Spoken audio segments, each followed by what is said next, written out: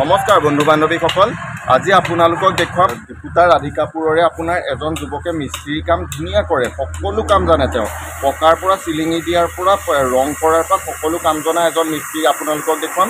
কিহৰ কাৰণে এজন মিস্ত্ৰী পাবৰ কাৰণে বহুতেই হাহাকাৰ হৈ থাকে। দোকানৰ মুখতে দাদা এজনে ঘৰ বনাই আছিলে। এই ঘৰ বনোৱাটো আপোনালোকক আজি দেখুৱাম। বৰ সুন্দৰকৈ ধুনীয়াকৈ এজন সৰু ল'ৰা, কম বয়সীয়া ল'ৰাই এই ঘৰটো বনাই চিলিঙি দিয়াৰ পৰা সকলো ধৰণৰ কাম কৰিছে। ঘৰটো দেখিছে, ফিনিচিংবিলাক আপোনালোকক দেখুৱাইছোঁ। আৰু টাইলছ লগোৱা কামো, ইয়াত দৰ্জা খিৰিকী ফিনিচিং দেখিছে।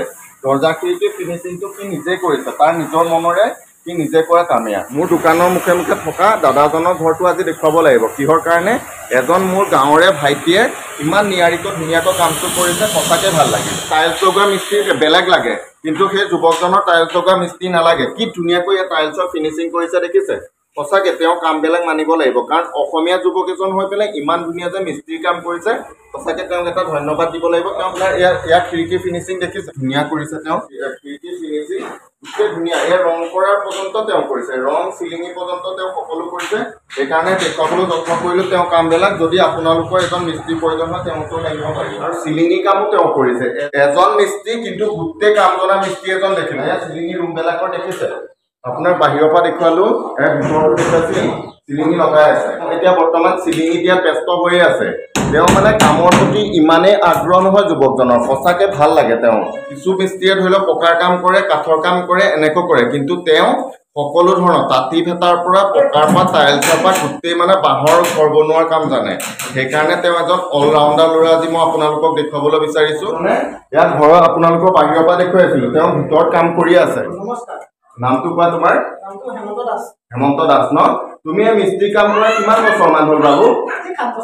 7 বছৰ হ'ল। তুমি সকলো ধৰণৰ কাম জানা ন?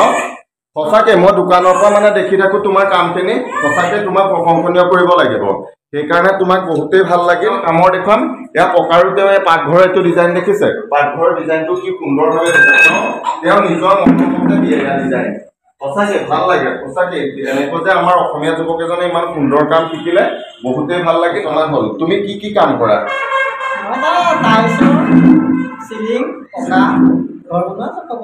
আৰু টিং চিং চব কাঠৰ মানে গোটেই সকলো কাম জনা ন তুমি? আৰু তেওঁ মানে কামবিলাক এনেকুৱা ধুনীয়াকৈ নিয়াৰিকৈ কৰে নহয়, মানে তাকে দেখুৱাইছো। এইখিনি টাইলছ তুমিয়ে লগাইছা ন? কি ধুনীয়াকৈ ফিনিচিং কৰিছে। সঁচাকৈ মই তেওঁৰ কামবিলাক চাই থাকোঁ, তেওঁ আহি পেলাই। আৰু এই দৰ্জা খিৰিকী এইটো তুমিয়ে কৰিছা নেকি? এইটো দেখুৱাব যত্ন কৰে। এয়া দেখিছা তেওঁ কামবিলাক, মানে তেওঁ অসমীয়া যুৱক এজন হৈ ইমান ধুনীয়া কাম শিকি লৈছে নহয়।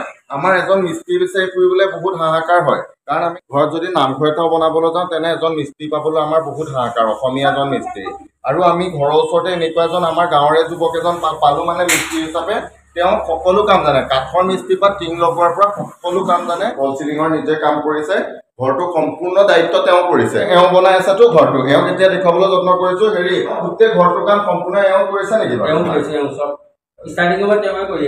কৰি আছে ন? টিং লগোৱাৰ পৰা সকলো ধৰণৰ, মানে তেওঁ ধৰি লোৱা বেলেগ মিস্ত্ৰী মাতিবলগীয়া দৰকাৰ নাই ন? মানে ধৰি লোৱা গোটেই ঘৰ এটা যদি ষ্টাৰ্ট কৰে, পকা মিস্ত্ৰীৰ পৰা টিং লগোৱাৰ পৰা চিলিঙৰ পৰা চব কাম জানে। আৰু তুমি তেওঁ কামবিলাক কেনেকুৱা পাইছা বাৰু? বহুত ভাল পাইছা ন? সঁচাকৈ তেনে ঘৰ বনোৱা মই যুৱকজনক দেখুৱাব লৈছোঁ, মানে তেওঁৰ কামত বহুত সুখী। আৰু সঁচাকৈ ৰং দিয়া কামো তেওঁৱে কৰিছে নেকি? মানে ৰং দিয়া কামো তেওঁ জানে। সঁচাকৈ আমাৰ অসমীয়া যুৱক এজন যে এনেকুৱা আগবাঢ়ি আছে, সঁচাকৈ ভাল লাগিছে। সেইকাৰণে আপোনালোকৰ তেওঁ মই স্ক্ৰীণত ফোন নম্বৰটো দি দিওঁ। আপোনালোকৰ যদি কামৰ দৰকাৰ হয় নহয়, এনেকুৱা এজন অসমীয়া যুৱক উঠি আছে, তেওঁক কাম চাম দি অকণমান আগ্ৰহী কৰি তুলিব, আৰু তেওঁক এটা শুভেচ্ছাও জনাব যেন কাম এটা দিয়ে।